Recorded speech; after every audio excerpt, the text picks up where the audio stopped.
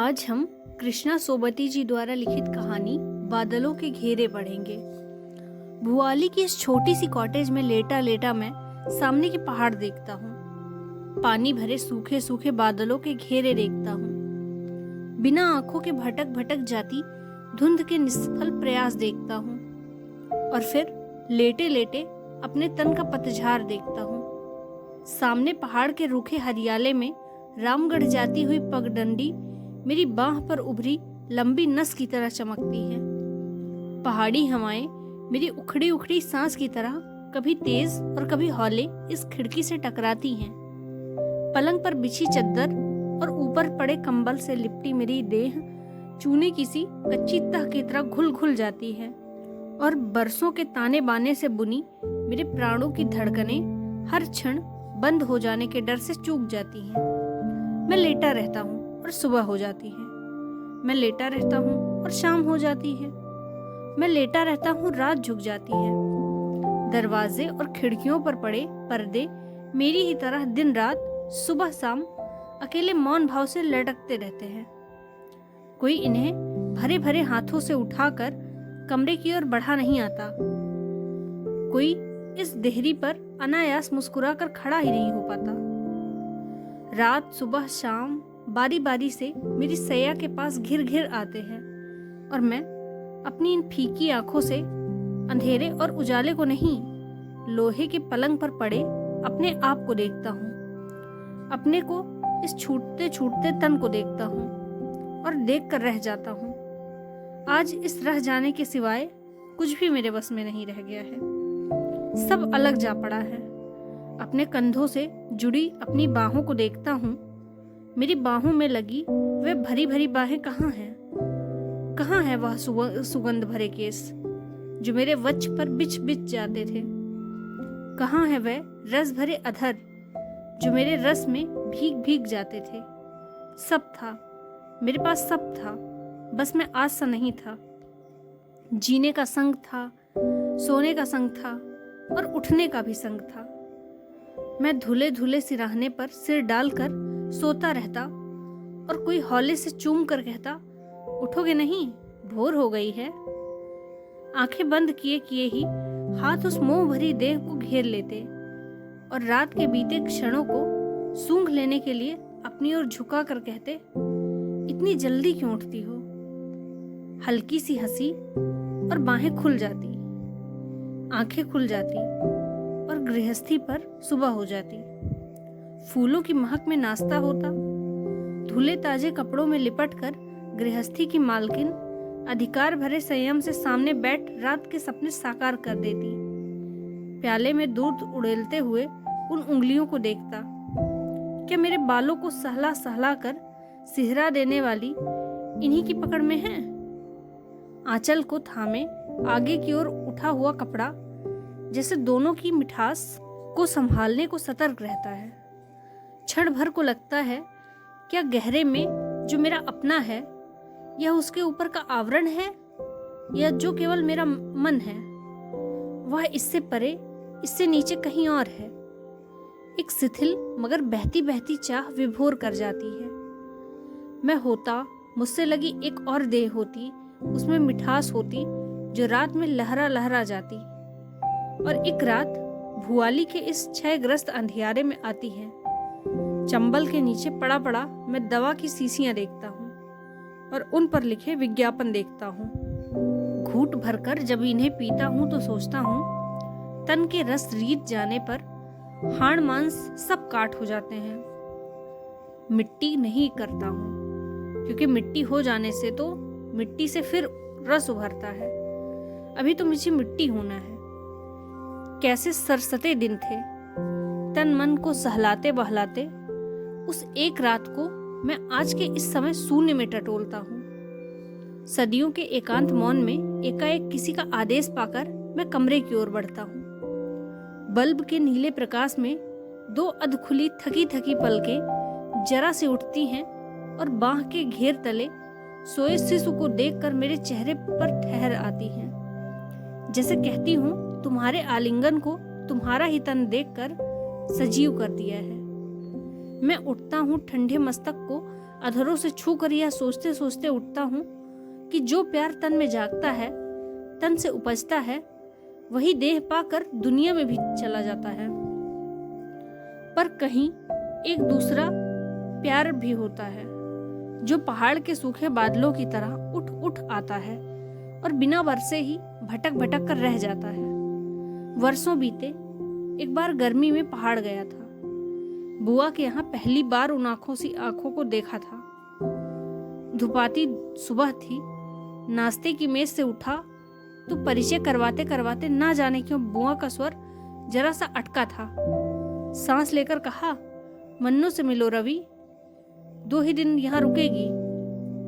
बुआ के मुख से यह फीका परिचय अच्छा नहीं लगा।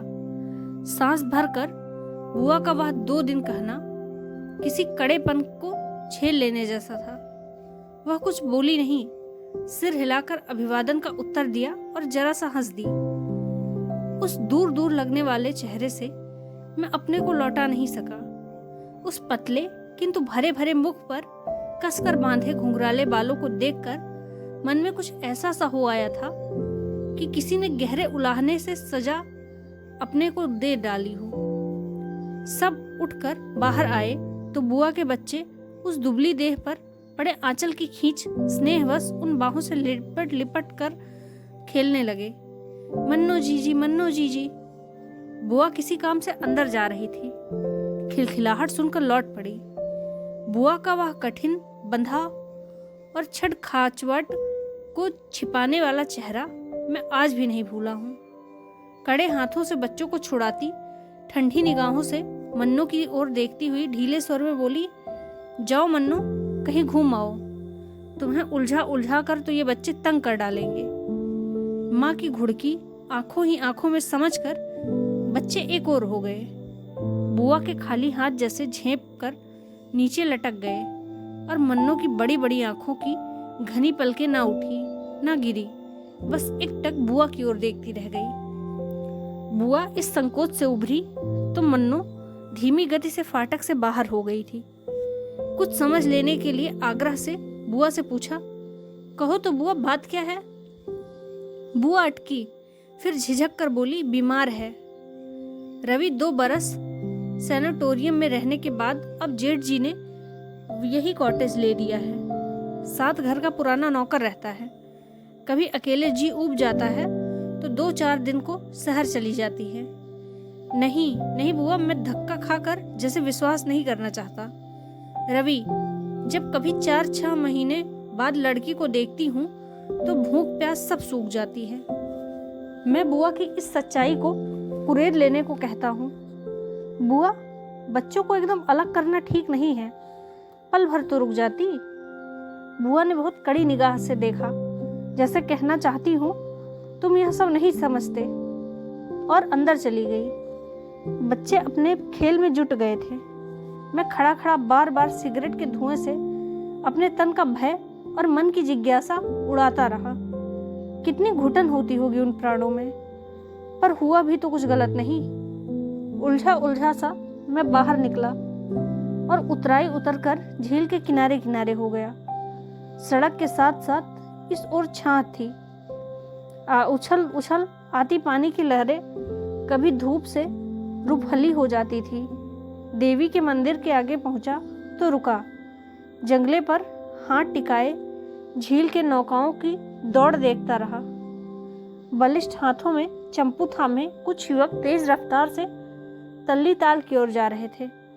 पीछे की कश्ती में अपने तन मन से बेखबर एक प्रौढ़ बैठा ऊँघ रहा था। उसके पीछे बोट क्लब की कश्ती में विदेशी युवतियां और 2-4 पाल वाली नौकाएं। एकाएक कश्ती में नहीं, जैसे पानी की नीची सतह पर वही पीला चेहरा देखता हूँ। वह बड़ी बड़ी आंखें, वही दुबली पतली बाहें, वही बुआ के घर वाली मन्नो। 2-4 बार मन ही मन नाम दोहराता हूँ, मन्नो मन्नो मन्नो। लगता है मैं ऊंचे किनारे पर खड़ा हूँ और पानी के साथ साथ मन्नो वही चली जा रही है। खिंचे घुंघराले बाल, अनझपी पलके। पर बुआ कहती थी कि बीमार है मन्नो, मन्नो बीमार है। जंगले पर से हाथ उठाकर बुआ के घर की दिशा में देखता हूँ। चीना की चोटी अपने पहाड़ी संयम से सिर उठाए सदा की तरह सीधी खड़ी है। एक ढलती सी पथरीली ढलान को उसने जैसे थाम सा रखा हो, और मैं नीचे सड़क पर खड़े खड़े सोचता हूँ कि अब के पीछे की बीमारी जिसे कोई छू न सके, कोई उबार न सके, ऐसी कौन सी बीमारी है? केवल मन मन से उभर उभर आती है। दो आंखें नई, और उन दो आंखों के पीछे क्या राज है? घर पहुंचा तो बुआ बच्चों को लेकर कहीं बाहर चली गई थी। कुछ देर ड्राइंग रूम में बैठा बैठा बुआ के सुघड़ हाथों द्वारा की गई सजावट को देखता रहा। कीमती फूलदानों में लगाई गई पहाड़ी झाड़ियां सुंदर लगती हैं। कैबिनेट पर बड़ी फ्रेम में लगे सपरिवार चित्र के आगे खड़ा हुआ तो बुआ के साथ खड़े फूफा की ओर देखकर सोचता रहा कि बुआ के लिए इस चेहरे पर कौन सा आकर्षण है जिससे बंधी बंधी वह दिन रात वर्ष मास अपने को निभाती चली जाती हैं। पर नहीं, बुआ के ही घर में होकर यह सोचना मन में सील से परे है। झिझक कर ड्राइंग रूम से निकलता हुआ मैं अपने कमरे की सीढ़ियों पर चढ़ जाता हूँ। सिगरेट जलाकर झील के दक्षिण किनारे पर खुलती खिड़की के बाहर देखने लगता हूँ। हरे पहाड़ों के छोटे बड़े आकारों में टीन की लाल लाल छतें और बीच बीच में मटियाली पगडंडियाँ। बुआ खाने तक लौट आएंगी, और मन्नू भी तो देर तक बैठा बैठा किसी पुराने अखबार के पन्ने पलटता रहा। बुआ लौटी नहीं। घड़ी की टिन टिन के साथ नौकर ने खाने के लिए अनुरोध किया। खाना लगेगा साहब? बुआ कब तक लौटेंगी? खाने को तो मना कर गई हैं। कथन के रहस्य को मैं इन अर्थहीन सी आंखों में पढ़ जाने के प्रयत्न में रहता हूँ। और जो मेहमान हैं, नौकर तत्परता से झुककर बोला, आपके साथ नहीं साहिब, वह अलग से ऊपर खाएंगी। मैं एक लंबी सांस भरकर जले सिगरेट के टुकड़े को पैर के नीचे कुचल देता हूँ। शायद साथ खाने के डर से छुटकारा पाने पर, या शायद साथ न खाने सकने की व्यवस्था पर। उस दिन खाने की मेज पर अकेले खाना खाते खाते क्या सोचता रहा था आज तो याद नहीं। बस इतना सा याद है कि कांटे छुरी से उलझता बार बार मैं बाहर की ओर देखता था।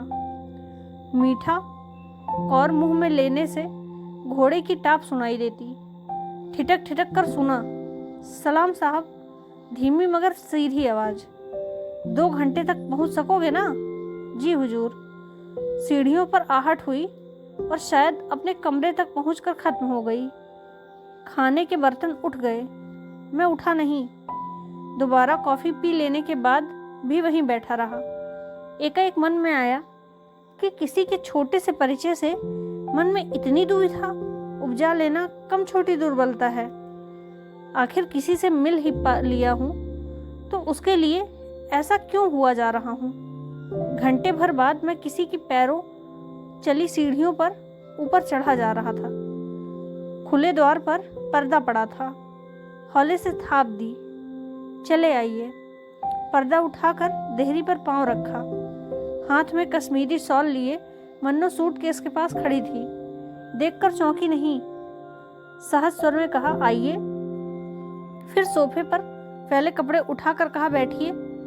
बैठते बैठते सोचा, बुआ के घर भर में सबसे अधिक सजा और साफ कमरा यही है। नया नया फर्नीचर, कीमती पर्दे, इन सब में हल्के पीले कपड़ों में लिपटी मन्नू। अच्छा लगा। बात करने को कुछ भी न पाकर बोला, आप लंच तो? जी मैं कर चुकी हूँ। और भरपूर मेरी ओर देखती रही। मैं जैसे कुछ कहलवा लेने को कहता हूँ। बुआ तो कहीं बाहर गई हैं। सिर हिलाकर मन्नू शॉल की तरह लगाती है और सूटकेस में रखते रखते कहती है, शाम से पहले ही नीचे उतर जाऊंगी। बुआ से कहिएगा एक ही दिन के लिए आई थी। बुआ तो आती ही रहेंगी। इसका उत्तर न शब्दों में आया न चेहरे पर से। कहते कहते एक बार रुका, फिर न जाने कैसे आग्रह में कहा, एक दिन और नहीं रुक सकेंगी? वह कुछ बोली नहीं, बंद करते सूटकेस पर झुकी रही। फिर पल भर बाद जैसे स्नेह भरे हाथ से अपने बालों को छुआ और हंसकर कहा, क्या करूंगी यहाँ रहकर? भुआली के इतने बड़े गांव के बाद यह छोटा सा शहर मन को भाता नहीं। वह छोटी सी खिलखिलाहट वह कड़वाहट से परे का व्यंग आज इतने वर्षों बाद भी मैं वैसी ही, बिल्कुल वैसी ही सुना रहा हूँ। वही शब्द है, वही हंसी और वही पीली सी सूरत। हम संग संग नीचे उतरे थे। मेरी बांह पर मन्नों का कोट था। नौकर और माली ने झुककर सलाम किया और अतिथि से इनाम पाया। साइस ने घोड़े को थपथपाया। हुजूर चढ़ेंगी? उड़ती उड़ती नजर उन दोनों आंखों की बांह पर लटके कोट पर अटकी। पैदल जाऊंगी, घोड़ा आगे आगे लिए चलो। चाहा कि घोड़े पर चढ़ जाने के लिए अनुरोध करूं, पर कह नहीं पाया। फाटक से बाहर होते होते वह पल भर को पीछे मुड़ी, जैसे छोड़ने के पहले घर को देखती हूँ। फिर एकाएक अपने को संभाल कर नीचे उतर गई। राह में कोई भी कुछ नहीं बोला। टैक्सी खड़ी थी, सामान लगा। ड्राइवर ने उन कठिन क्षणों को मानो भाप कर कहा, कुछ देर है साहिब। मन्नू ने इस बार कहीं नहीं देखा। कोट लेने के लिए मेरी ओर हाथ बढ़ा दिया। कार में बैठी तो कुली ने तत्परता से पीछे से कंबल निकाला और घुटनों पर डालते हुए कहा, कुछ और मेम साहिब। घुंघराली छां ढीली सी होकर सीट के साथ जा टिकी। घुटनों पर पतली पतली सी विवश बाहें फैलाए हुए धीरे से कहा, नहीं नहीं और कुछ नहीं, धन्यवाद। खुले कांच के से अंदर झांका। मुख पर थकान के चिन्ह थे। बाहों में मछली मुखी कंगन थे। आंखों में क्या था यह मैं पढ़ नहीं पाया। वही पीली पतझड़ी दृष्टि उन आंखों पर जमी थी जो कंबल पर एक दूसरे से लगे मौन पड़े थे। कार स्टार्ट हुई। मैं पीछे हटा और कार चल दी। विदाई के लिए ना हाथ उठे ना हाथ हिले। मोड़ तक पहुंचाने तक पीछे से शीशे से सादगी बांध बाल रिबन देखता रहा और देर तक वह दर्दीले धन्यवाद की गूंज सुनता रहा। नहीं नहीं, कुछ और नहीं वाली। वह पल अपनी कल्पना से आज भी लौटाता हूँ तो जी को कुछ होने लगता है। उस कार को भगा ले जाने वाली सूखी सड़क से घूम घूम कर मैं ताल के किनारे किनारे चला जा रहा हूँ। अपने को समझाने बुझाने पर भी वह चेहरा, वह बीमार मन पर से नहीं उतरती। रुक रुक कर, थक थक कर, जैसे मैं उस दिन घर की चढ़ाई चढ़ा था। उसे याद कर आज भी निढाल हो जाता हूँ। घर पहुँचा। बरामदे में से कुली फर्नीचर निकाल रहे थे। मैं धक्का खाकर रह गया तो उस मन्नों के कमरे की सजावट, सुख सुविधा सब किराए पर बुआ ने जुटाए थे। दोपहर में बुआ के प्रति जो कुछ जितना अच्छा सा लग रहा था वह सब उल्टा हो गया। आगे बढ़ा तो द्वार पर बुआ खड़ी थी। स्नेह से मुझे देखकर और पास होकर फीके गले से कहा, रवि मुंह हाथ धो डालो, सामान सब तैयार मिलेगा, जल्दी लौटोगे ना, चाय लगने को है। चुपचाप बाथरूम में पहुंच गया। सामान सब था। मुंह हाथ धोने से पहले गिलास में ढक कर रखे बर्फ और गर्म पानी से गला साफ किया। ऐसा लगा किसी की घुटी घुटी जकड़ में से बाहर निकल आया हूँ। कपड़े बदल कर चाय पर जा बैठा। बच्चे नहीं, केवल बुआ थी। बुआ ने चाय उड़ेली और प्याला आगे कर दिया। बुआ बुआ ने जैसे सुना ही नहीं। बुआ बुआ। पल भर के लिए अपने को ही कुछ ऐसा सा लगा कि किसी और को पुकारने के लिए बुआ को पुकार रहा हूँ। बुआ ने विवश हो आंखें ऊपर उठाई। समझ गया कि बुआ चाहती है कुछ कहूँ नहीं। मैं रुक नहीं पाया। बुआ 2 दिन की मेहमान तो एक ही दिन में चली गई। सुनकर बुआ चम्मच से अपनी चाय हिलाती रही, कुछ बोली नहीं। इस मौन से मैं और भी निर्दयी हो गया। कहती थी बुआ से कहना मैं एक ही दिन को आई थी। इसके आगे बुआ जैसे कुछ सुन ही नहीं रही हूँ। गहरा लंबा श्वास लेकर आहत आंखों से मुझे देखा। तुम कुछ और नहीं कहोगे रवि? और चाय का प्याला वहीं छोड़ कमरे से बाहर हो गई। उस रात दौरे से फूफा के लौटने की बात थी। नौकर से पूछा तो पता लगा 2 दिन के बाद आने का तार आ चुका है। चाहा एक बार बुआ के कमरे तक हो आऊं, पर संकोचवश पांव उठे नहीं। देर बाद सीढ़ियों में अपने को पाया तो सामने मन्नों के खाली कमरा था। आगे बढ़कर बिजली जलाई। सब खाली था। न पर्दे, न फर्नीचर, न ही मन्नू। एक टक अंगीठी में लगी लकड़ियों को देख मन में आया, आज वह यहाँ रहती तो रात देर गए इसके पास वहीं बैठी हुई रहती, और शायद इसी तरह जैसे अब यहाँ आया हूँ उसके पास आता। उसके यह सब मैं क्या सोच रहा हूँ और क्यों सोच रहा हूँ? किसी अनदेखे भय से घबराकर नीचे उतर आया। खिड़की से बाहर देखा, अंधेरा था। सिरहाना खींचा, बिजली जलाई और बुझाई। फिर बिस्तर पर पड़े पड़े भुआली की वह छोटी सी कॉटेज देखता रहा जहां अब तक मन्नू पहुंच गई होगी। रवि! मैं चौंका नहीं, यह बुआ का स्वर था। बुआ अंधेरे में ही पास आ बैठी और हौले हौले सिर सहलाती रही। बुआ का हाथ पल भर को थमा, फिर कुछ झुककर मेरे माथे तक आ गया। रूंधे स्वर में कहा, रवि, तुम्हें नहीं, उस लड़की को दुलारती हूँ। अब यह हाथ उस तक नहीं पहुँचता। मैं बुआ का नहीं, मन्नू का हाथ पकड़ लेता हूँ। बुआ देर तक कुछ नहीं बोलती, फिर जैसे कुछ समझते हुए अपने को कड़ा कर कहा, रवि, उसके लिए कुछ मत सोचो, उसे अब रहना नहीं है। मैं बुआ के स्पर्श तले सिहर कर कहता हूँ, बुआ, मुझे ही कौन रहना है? आज वर्षों बाद भुआली में पड़े पड़े मैं असंख्य बार सोचता हूँ कि उस रात मैं अपने लिए यह क्यों कह गया था ये अभिशाप के बोल जो दिन रात मेरे इस तन मन पर सच्चे उतरते जा रहे हैं। सुनकर बुआ को कैसा लगा नहीं जानता। वह हाथ खींचकर उठी, रोशनी की और पूरी आंखों से मुझे देखकर अविश्वास और भर्त्सना से कहा, पागल हो गए हो रवि? उसके साथ अपनी बात जोड़ते हो जिसके लिए कोई राह नहीं रह गई, कोई और राह नहीं रह गई।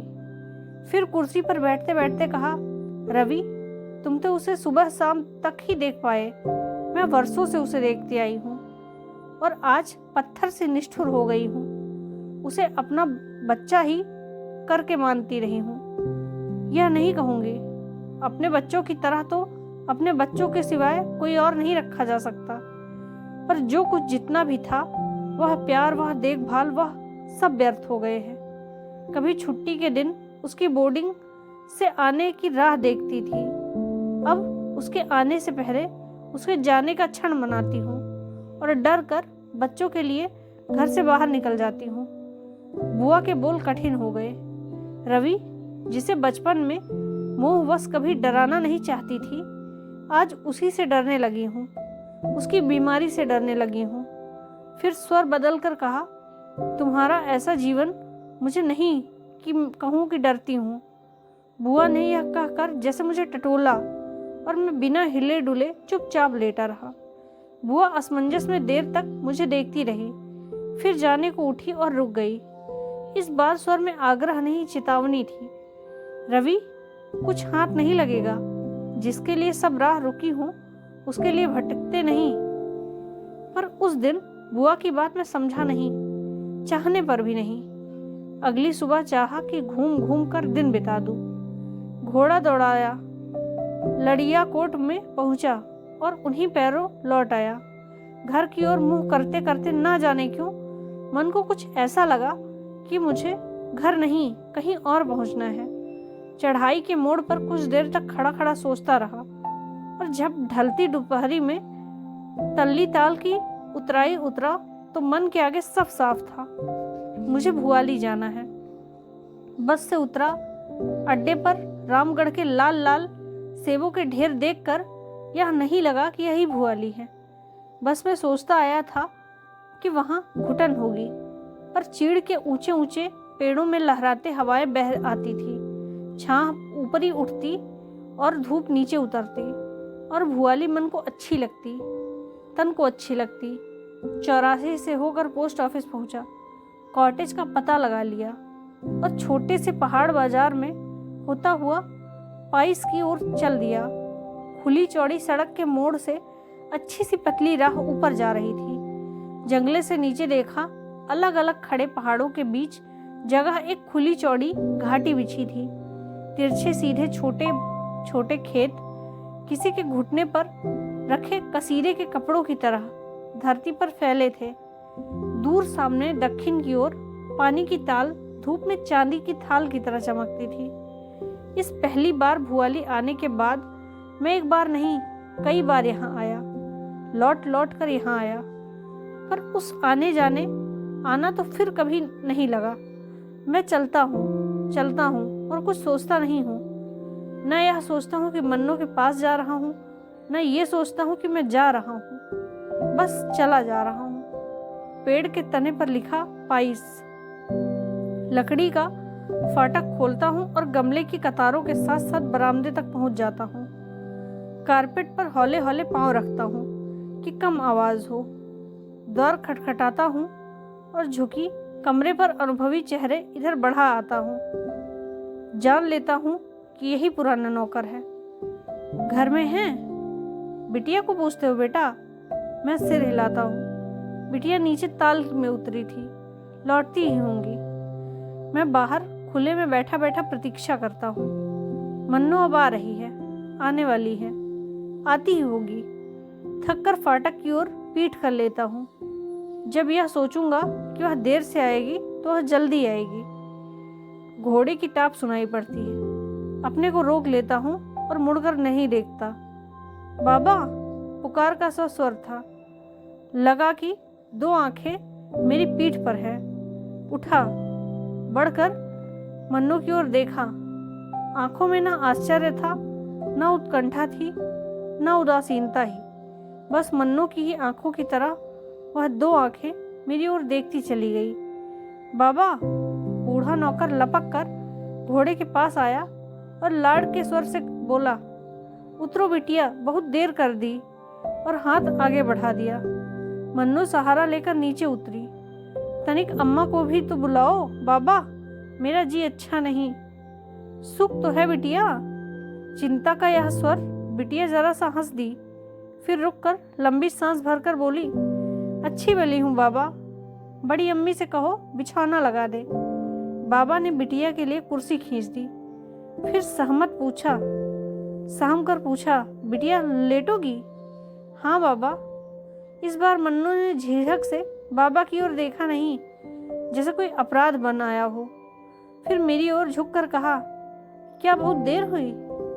नहीं, मैं सिर हिलाता हूँ, पर आंखें नहीं। ठहर कर अधिकार से पूछता हूँ, क्या जी अच्छा नहीं? मन्नू ने पल भर को थकी थकी पलकें मूंद ली और कुछ बोली नहीं। बूढ़ी दासी दौड़ी दौड़ी शॉल लिए आई और कंधों पर ओढ़कर जैसे अपने को ही दिलासा देने लगी और कहा, मन्नू, ख्याल क्यों घबराने लगी? अभी सब ठीक हुआ जाता है। इतना लिए चाय भेजूं? इनके लिए चाय भेजूं क्या? मन्नू एकदम कुछ कह नहीं पाई, फिर कुछ सोचकर बोली, अम्मा, पूछ देखो पिएंगे तो नहीं? मैं कुछ ठीक ठीक समझा नहीं। व्यस्त होकर कहा, नहीं नहीं, मुझे अभी कुछ और पीना नहीं है। मन्नू ने जैसे ना सुना न मुझे ही देखा। फिर जैसे अम्मा की और मेरा परिचय की गंभीरता जताने के लिए पूछा, चाची तो अच्छी हैं? अभी चाचा लौटे तो नहीं होंगे? बड़ी माँ झट समझ गई मन्नू की चाची के यहाँ से आया हूँ। बोली, बेटा, आने की तो खबर देते तो मन्नू के लिए कुछ मंगवा लेती। बड़ी माँ, अंदर जाके देखो ना, मैं थकी हूँ, अब बैठूंगी नहीं। मैं लज्जित सा बैठा रहा, कुछ फल ही लिए आता। मन्नू कुछ देर मेरे चेहरे पर मेरा मन पड़ती रही, फिर धीमे से ऐसे बोली मानो मुझे नहीं अपने को कहती हो, यहाँ ना कुछ लाना ही ठीक है, न यहाँ से कुछ ले ही जाना। मैं अपनी नासमझी पर पछता रहा था। मन्नू अंदर चली तो आप मैं भी साथ चल लिया। कंबल उठाकर बड़ी माँ ने बिटिया को लिटाया, बाल ढीले करते करते माथे को छुआ और मेरे लिए कुर्सी पास खींचकर बाहर हो गई। मन्नू बोली नहीं। दुबली सी बाह तनिक सी आगे की और फिर एकाएक कुछ सोचकर पीछे खींच ली। आज जब स्वयं भी मन्नू सा बन गया हूँ, 100 बार अपने को न्योछावर कर उसी क्षण को लौटा लेना चाहता हूँ। मैं कुर्सी पर बैठा बैठा क्यों उस बाह को छू नहीं सका, क्यों उस हाथ को सहला नहीं सका था। उमड़ते मन को किसी ने जैसे जकड़ कर वहीं उसी कुर्सी पर ठहरा लिया था। क्या था उस झिझक में? क्या था उस झिझकने वाले में? क्या होगा?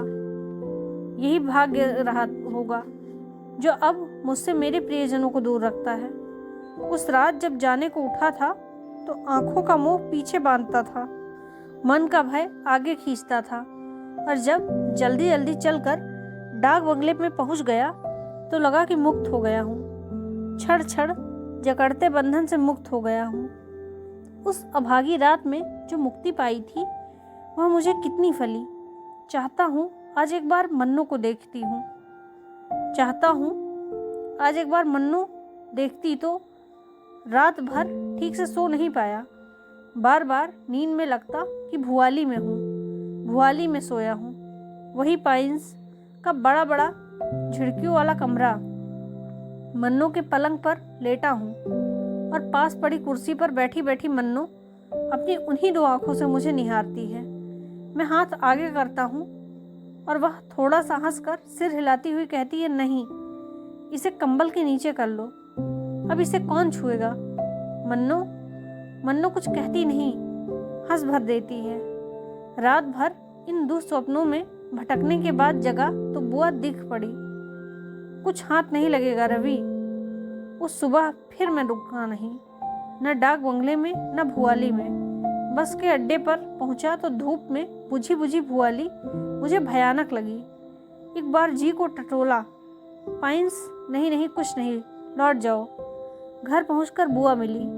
कड़ी चेतावनी वाला खिंचा खिंचा चेहरा था। भरपूर मुझे देखकर जैसे सांस रोके पूछा, कहाँ थे कल? रानी खेत तक गया था बुआ। कह तो जाते। मैं न जाने किस उलझन में खोया कहा गया। कहने को बुआ था, क्या था? दोपहर में फूफा मिले, कल लौटे थे और सदा की तरह गंभीर थे। खाना खाते उन्हें देखता रहा।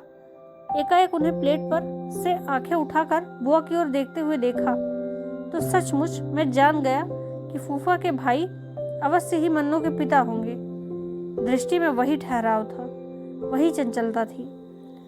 फूफा ने खाने पर से उठते उठते उलझे से स्वर में मुझसे पूछा, रवि, बुआ तुम्हारी लखनऊ तक जाना चाहती हैं, पहुंचा आ सकोगे? जी फूफा जी, पहुंचा सकूंगा। मैं बुआ और बच्चों नैनी से उतर रहे हैं। मैं पीछे की सीट पर बैठा बैठा विदा हो जाने की आकस्मिकता को सिगरेट के धुएं में भूल जाने का प्रयत्न करता हूँ। चौड़े मोड़ से बस नीचे की ओर मुड़ी, खिड़की से बाहर देखा तो पहाड़ की हरियाली में वही कल वाली भाउली की सफ़ेदी दिख रही थी। कठगोदाम से लखनऊ। एक रात बुआ की ससुराल रुककर बुआ से विदा लेने गया तो बुआ ने पूछा, कहाँ जाने की सोच रहे हो? रवि, कुछ दिन यहीं रुको। नहीं बुआ। बुआ इस नहीं को एकाएक स्वीकार नहीं कर सकी। पास बिठाकर कुछ देर देखती रही, फिर स्नेह से कहा, फिर जाओगे कहाँ? बुआ, कुछ पता नहीं। बुआ कुछ कहना चाहती थी पर कह नहीं सकी। कुछ रुकते रुकते स्वर में कहा, रवि, तुम्हारे फूफा तो तुम्हें वापस नैनी लौटने को कहते थे। नहीं बुआ, अब तो दक्षिण जाऊंगा, पिताजी के पास। बुआ को जैसे विश्वास नहीं हुआ। कुछ याद सी करती हुई बोली, रवि, इस बार तुम्हें वहाँ अच्छा नहीं लगा है ना? ऐसा नहीं है बुआ। बुआ चाहती थी मुझसे कुछ पूछें। मैं चाहता था बुआ से कुछ कहूँ पर किसी ने भी शब्द नहीं जोड़े। स्टेशन पर जाने लगा तो बुआ के पाँव छुए। बुआ बहुत बड़ी नहीं है मुझसे, पिताजी की सबसे छोटी मौसेरी बहन होती है, पर दिल में कुछ ऐसा सा लगा कि बुआ का आशीर्वाद चाहता हूँ। बुआ हैरान हुई, फिर हंसकर बोली, रवि, तुमने पाँव छुए हैं तो आशीर्वाद जरूर दूंगी। बहुत सुंदर बहू पाओ। मैं न हंसा न लजाया। बुआ चुप सी रह गई। जिस नटखट भाव से वह कुछ कह गई थी उसे मानो अनदेखे संकोच ने घेर लिया। टिकट लिया? कुली के पास सामान छोड़ प्लेटफॉर्म पर घूमने लगा। आमने सामने कोई गाड़ी नहीं थी। लाइन पर बिछे खालीपन ने उलझे मन को एकाएक खोल दिया। जो कुछ भी सोच रहा था सोचता चला गया। मन में भुआली की ही सोच अटकी, न पाइन्स पर न मन्नों पर।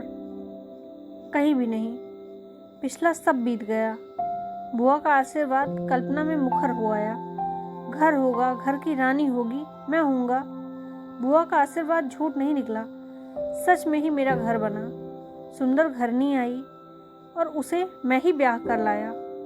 पर उस दिन जहाँ का टिकट ले लिया था, वहाँ की गाड़ी मुझे खींचकर प्लेटफार्म पर से ले नहीं जा सकी। गाड़ी आ लगी है, कुली सामान लगाता है और मैं बाहर खड़े खड़े देखता हूँ मुसाफिर, कुली, सामान, बच्चे, बूढ़े। साहिब, गाड़ी छूटने में 10 मिनट है। मैं अपनी घड़ी देखता हूँ और सिर हिला देता हूँ कि मैं जानता हूँ। कुली एक बार फिर अंदर जाकर असबाब ऊपर नीचे करता है और साफा ठीक करते हुए बाहर निकलकर कहता है, हरी बत्ती हो गई है साहिब। बत्ती की ओर देखता हूँ और देखता चला जाता हूँ। वही कद है, वही दुबली पतली देह, वही धुला धुला सा चेहरा, वही। आवेश में कहता हूँ, कुली, सामान उतार लो। साहिब, जल्दी करो, जल्दी।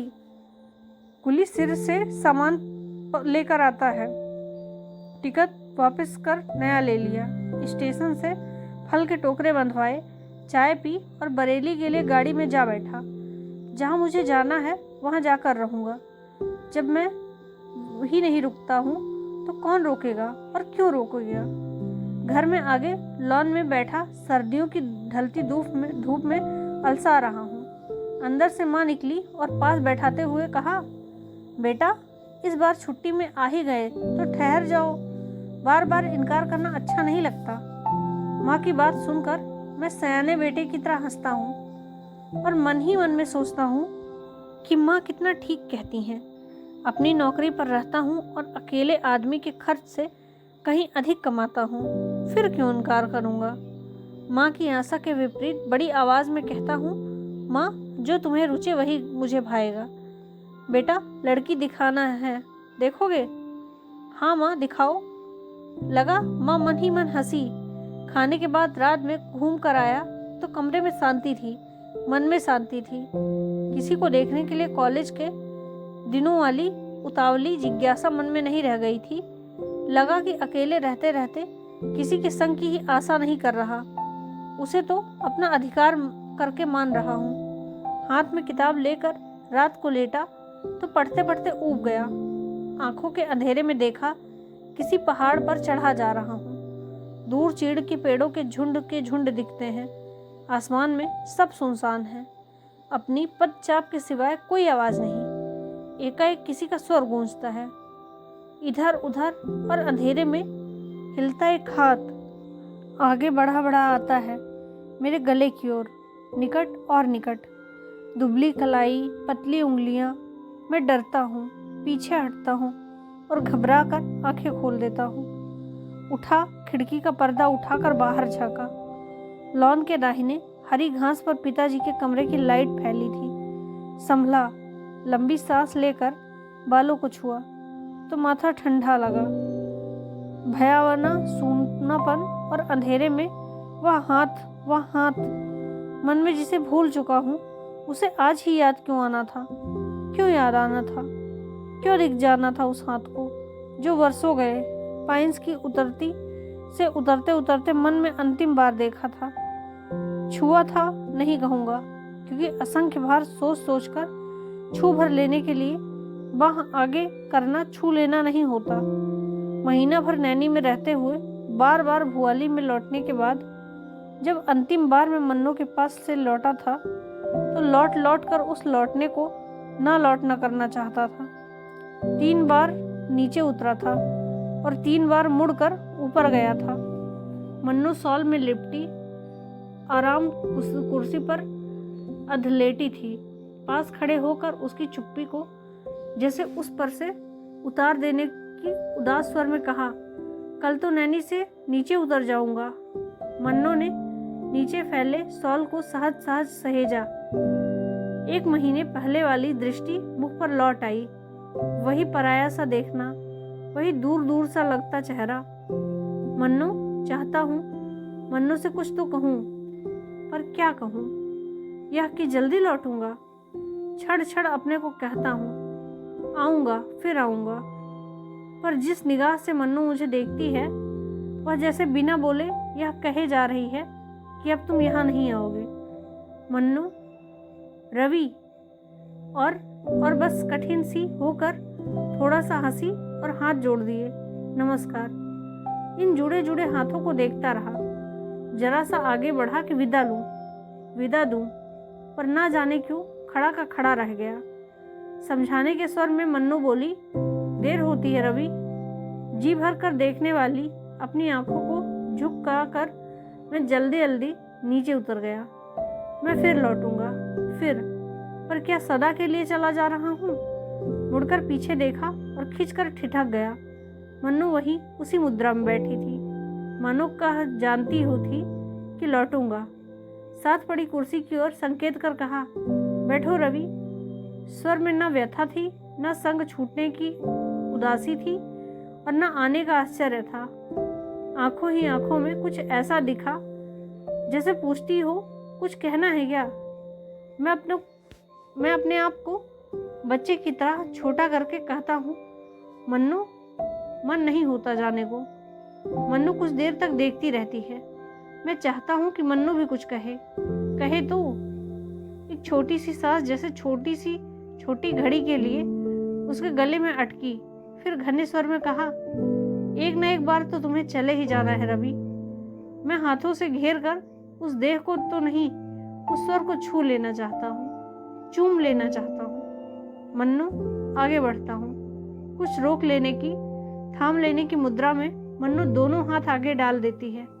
बस मन्नू, अपना अनुरोध उस तक पहुँचाता हूँ। नहीं, इस नहीं के आगे नहीं, और कुछ नहीं। मन्नू दुबला सा हाथ हिलाकर आंखों से मुझे विदा कर देती है और मैं विवश सा, व्यर्थ सा नीचे उतरता हूँ। आंखों पर धुंध सी उमड़ जाती है। संभलता हूँ और एक बार फिर पीछे देखता हूँ। बिल्कुल ऐसा लगता है कि किनारे पर खड़ा हूँ और किश्ती में बैठी मन्नू वही चली जा रही है। वो मुझे नहीं देखती। उसकी आंखों के आगे उसके अपने हाथों की रोक है, अपने हाथों की ओट है, और कुछ नहीं। हाथों पर टिका मन्नू का सर नीचे झुका। आंखें शायद बंद हैं, शायद गीली हैं। उस कड़े आहत अभिमान की बात सोचकर छटपटाया। कदम उठाकर फाटक के पास पहुंचा तो सिसकियां सुनकर रुक गया। मन ही मन दोहराकर कहा, मन्नू, मन्नू। इसी पुकार से पलटकर जैसे उत्तर आया हो, ठहरो नहीं, रुको नहीं, जाओ। सच ही मैं ठहरा नहीं, उतरा नहीं, चला गया और हर पग के साथ दूर होता चला गया। उन कॉटेज में रहने वाली मन्नू से, मन्नू की उन दो आंखों से, पर मन्नू की स्मृतियों से नहीं। मन्नू की याद मुझे आज भी आती है। आज भी वह याद आती है। वह दोपहरी जब दिन था, पहली बार उस पीले चेहरे की मिठास के सम्मुख में पानी सा बह गया था। एक टक उन घुंघराले बालों को देखता रह गया था और देखता गया था शॉल में लिपटे उन कंधों को, जो पैरों की धीमी चाल से थक कर झुकते नहीं थे। परिक्रमा का अंतिम मोड़ आया तो बहुत बड़े घने वृक्ष के नीचे देवी के दो छोटे छोटे मंदिर थे। टिन के कपाट बंद थे। कुछ अधिक न सोचकर आगे बढ़ने को हुआ। मन्नू को देखकर रुक गया। खड़ी खड़ी कुछ देर सोचती रही, फिर जूते उतार नंगे पांव किनारे के पत्थर से नीचे उतर गई। बड़े से पत्थर पर पांव जमाया और झुककर डंठल से कमल तोड़ वापस लौट आई। मैं तो कुछ सोच नहीं पा रहा था, बस देखता चला जा रहा था। शॉल सिर पर कर लिया था और उन बंद कपाटों के आगे वाली दहलीज पर फूल रखकर सिर नवा दिया। मंदिर के बंद कपाटों के आगे माथा टेक मन्नू उठी तो मानो मन सी नहीं लग रही थी। ऐसा दिख रहा था कि यह झुकी छाया मन्नू नहीं, मन्नू की व्यर्थ हो गई व्यवस्था थी, जिसने भाग्य के इन बंद कपाटों के आगे माथा टेक दिया। इस निर्मम अकेलेपन के लिए मन में ढेर सारा दर्द उठा लिया हो। बहते से स्वर में कहा, दर्शन करने का मन हो मन्नू तो किसी से पुजारी का स्थान पूछूं। मन्नू ने कुछ कहने से पहले स्वर को संभाला, फिर सिर हिलाकर, नहीं रवि, ऐसा कुछ नहीं। मुझे कौन वरदान मांगने हैं। अपने लिए तो कपाट बंद हो गए हैं। बस इतना ही चाहती हूँ कि यह कपाट उनके लिए खुले रहें जिनसे बिछुड़कर मैं अलग आ पड़ी हूँ। मन्नू को छूने का भय, उसके रोग का भय, जो अब तक मुझे रोकता था, बांधता था, अलग जा पड़ा था।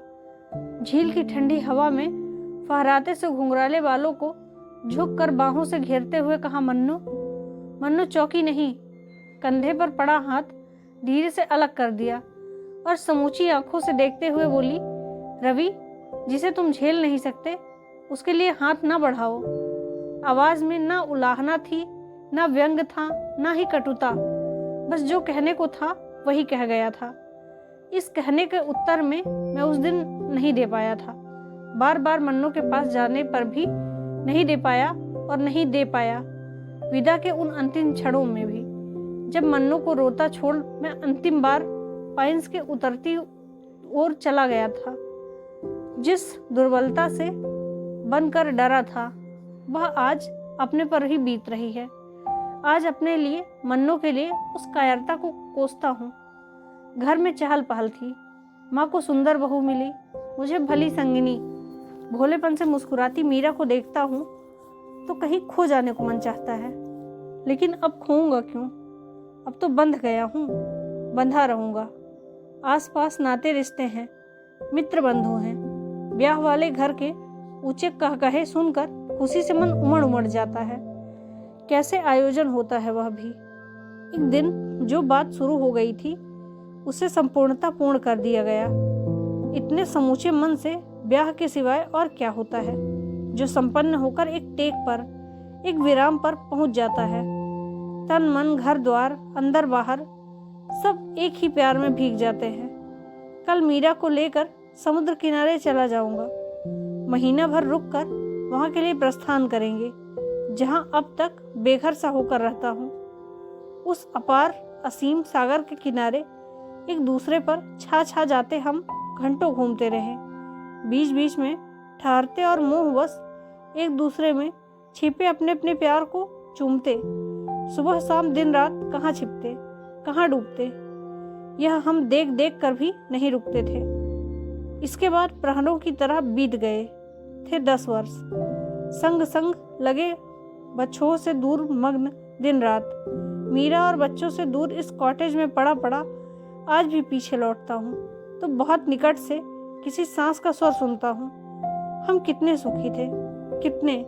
चाहता हूँ किसी की आंखों में देखकर इसका उत्तर दूँ, किसी को छू कर कह दूँ, पर सुनने वाला कोई पास नहीं है। बच्चों के लिए मीरा ने मेरा मुंह छोटा कर लिया है। गए महीने रानी खेत जाते मीरा बच्चों के संग घंटे भर को यहीं रुकती थी। बरामदे में लेटे लेटे उन तीनों को ऊपर आते देखता रहा। फाटक पर पहुंचकर मीरा पल भर को ठिठकी थी, फिर दोनों बच्चों को से हाथों को घेरे अंदर में ले आई। मुन्ना, रानी, प्रणाम करो बेटा। बच्चों के झिझक से बंधे हाथ मेरी ओर उठे, देखकर कंठ भर आया। मेरा भाग्य मुझसे दूर, मुझसे अलग जा पड़ा था। मेरे ही बच्चे आश्चर्य की दृष्टि से मुझे देख माँ की आज्ञा का पालन कर रहे थे। मीरा जब तक रही आंखें पोंछती रही, कुछ कहने को, कुछ पूछने को उसका स्वर बंधा नहीं। अपने सुंदर सुकुमार बच्चों को अपने ही डर के कारण पूरी तरह निहार नहीं पाया। केवल मीरा की ओर देखता रहा कि जो आज मुझे मिलने आई है उसमें मेरी पत्नी कहाँ है, कहाँ है वह जो सचमुच में मेरी ही थी। भरी आंखों से मीरा की कलाई की घड़ी देखने की निठुराई से आहत हो मैं फटी फटी आंखें रूखी दृष्टि से फाटक की ओर देखने लगा कि मेरा ही परिवार कुछ क्षण में मुझे यहाँ अकेला छोड़ मुझसे दूर चला जाएगा। एक बार मन हुआ कि बच्चों को पकड़ने वाली उन 2 बाहों को अपनी ओर खींच कर कहूँ, मैं तुम्हें नहीं जाने दूंगा, नहीं जाने दूंगा। पर बच्चों की छोटी छोटी आंखों पर अपरिचित एक आवेश की दूर तक ताकता चला गया। चौंक कर देखा, मीरा पास आकर झुकी और अंधेरे से मस्तक छूकर हौले से पीछे हट गई। उठ बैठा कि एक बार प्यार दूं, एक बार प्यार लूं, कि हाथों में मुंह छिपा रोते रोते मीरा इन बाहों से आ लगी। मीरा की आंखों में से भीगी अपनी रोती आंखों को पोंछकर आसपास देखा तो छूटा बांध सब कुछ बहा ले गया था। न पास मीरा थी और न ही बच्चे। तकिए के सहारे सिर ऊंचा करके देखा। उतराई के तीसरे मोड़ पर तीनों चले जा रहे थे। मीरा मेरी ओर से पीठ मोड़े आगे की ओर झुकी थी। बच्चे एक दूसरे की उंगली पकड़े कभी माँ को देखते होंगे, कभी राह को। सांस रोके प्रतीक्षा करता रहा, पर किसी ने पीछे नहीं देखा, न मीरा ने न मेरे बेटे ने।